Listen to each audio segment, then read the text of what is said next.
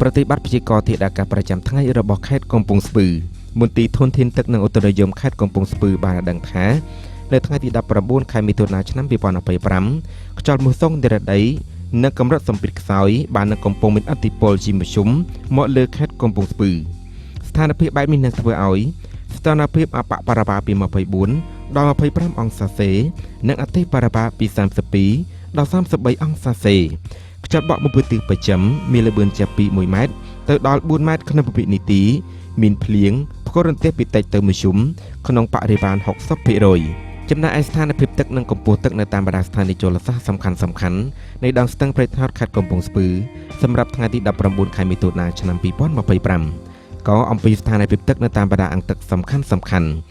យោងតាមស្ថានភាពធាតុអាកាសមន្ទីរសូមគោរពជម្រាបជូនដំណឹងដល់បងប្អូនសាធារណជនមេត្តាជ្រាបថាស្ថានភាពទឹកនៅតាមបណ្ដាទំនប់អាងបរិមាណទឹកដែលនៅសល់ចន្លោះពី 25% ទៅ 35% នៅផ្ទៃអាងសម្រាប់បម្រើតម្រូវការប្រើប្រាស់ប្រចាំថ្ងៃរបស់ប្រជាពលរដ្ឋដែលរស់នៅតំបន់ជុំវិញហើយដូចនេះមន្ទីរសូមអំពាវនាវដល់បងប្អូនប្រជាពលរដ្ឋមេត្តាចូលរួមប្រើប្រាស់ទឹកដោយមានលក្ខណៈសន្សំសំចៃខ្ពស់និងមិនត្រូវបន្តសកម្មភាពបង្កបង្កើនផលស្រូវរដូវប្រាំងដំណាំផ្សេងៗដើម្បីជៀសវាងបញ្ហាប្រឈមពីការកាកបាទទឹកស្រោចស្រពដោយឡែកស្ថានភាពទឹកស្ទឹងព្រៃថ្នោតនៅតែបន្តនិរន្តរភាពធម្មតាលើលែងតែការបញ្ជូនទឹកទៅនៅខាងក្រោមតាមរយៈប្រព័ន្ធប្រឡាយមេលលាងជ័យខាងជើងខាងត្បូងដែលគម្រោងកំពុងបន្តការងារសាងសង់ខកម្ពស់ទឹកតាមស្ថានីយជលសាស្ត្រដងស្ទឹងព្រៃថ្នោត1ស្ថានីយតាសាលថ្ងៃនេះទឹកមានកម្ពស់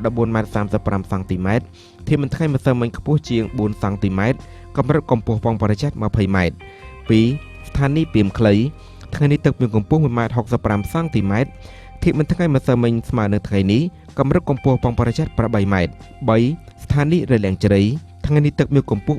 4.92 សង់ទីម៉ែត្រធាតុមិនថ្ងៃម្សិលមិញខ្ពស់ជាង32សង់ទីម៉ែត្រកម្រិតកម្ពស់ពងបរិច្ឆេទ7.80 សង់ទីម៉ែត្រអាសាដោយបានគោរពជំរាបជូនខាងលើសូមបងប្អូនសាធារណជនមេត្តាជ្រាបសូមគោរពថ្លែងអំណរគុណយ៉ាងជ្រាលជ្រៅសម្រាប់កិច្ចសហការ